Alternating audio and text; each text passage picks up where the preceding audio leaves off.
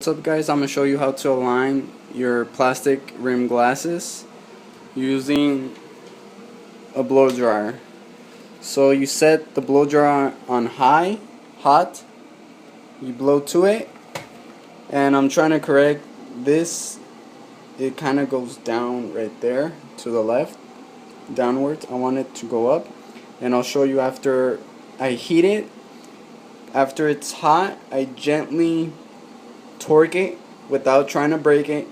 So just put pressure on both sides like that. I'm holding the camera so I can't do it, so that this bends up, so it could go up a little bit. Okay, I'll show you in a bit.